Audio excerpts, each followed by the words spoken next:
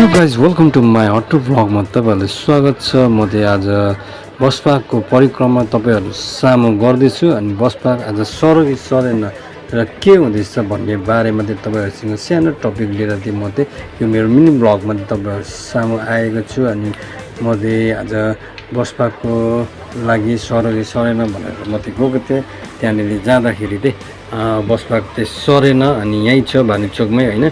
अनि यहाँ ठिक्क म चाहिँ यहाँ बडालाई पनि लिएर चाहिँ म चाहिँ यहाँ एकजना पेसेन्जर भेटेर चाहिँ बडालाई चढाएर चाहिँ म चाहिँ मुनाल चोकतर्फ होइन। बडाले चाहिँ कति भाडा भनेर भन्दै थियो, अर्कोले 150 रुपियाँ भनेछ, मैले 100 रुपियाँ भनेपछि बडा मेरो टेम्पोमा चढ्नु भयो र मैले बडालाई पुर्याउनुको निम्ति म मुनाल चोकतिर तर्फ जाँदैछु। म चाहिँ पुतली लाइन हुँदै मुनाल चोकसम्मको लागि चाहिँ म चाहिँ यहाँदेखि रवाना भइसकेँ। अनि म चाहिँ बडासँग बातचित गर्दै होइन बसपाक तपाईँलाई सर्दाखेरि कस्तो लाग्छ, सहज हुन्छ कि असहज हुन्छ भनेर भन्दाखेरि चाहिँ अब जहाँ पनि सर्नुपर्ने नै हो होइन।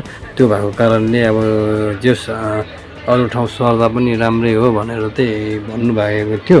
अनि त्यो भएको कारणले अनि जस धरानवासीहरूलाई पनि बसपाक सर्दाखेरि खुसी नै रहेछ भन्ने एउटा मनमा कौल्तो जागेको थियो। अनि उहाँहरूलाई पनि ठिकै लाग्यो होइन। अनि बसपाक सरेकोमा चाहिँ उहाँहरू पनि खुसी नै हुनुहुँदो रहेछ।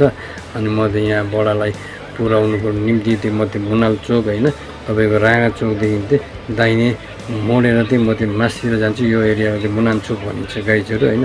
अनि म चाहिँ यहाँनिर मुनाल चोक बडालाई पुर्याउँदैछु। अनि यहाँ चाहिँ पुर्याएर चाहिँ बडालाई ओह्राले त फेरि म पालामा बस्नुको निम्ति फेरि म चाहिँ उतै फर्किन्छु। यहाँ बडाको जक्सन पनि आइसक्यो। अनि बडालाई म चाहिँ यहाँ रोकेर बडालाई उतार्दैछु। बडाले चाहिँ पैसा दिनुको लागि चाहिँ मलाई भाडा दिनुको लागि चाहिँ बडाले नोट पनि निकाल्नु हुँदैछ। अनि बडाले मलाई यहाँ दिनुभयो 100को हरियो नोट होइन।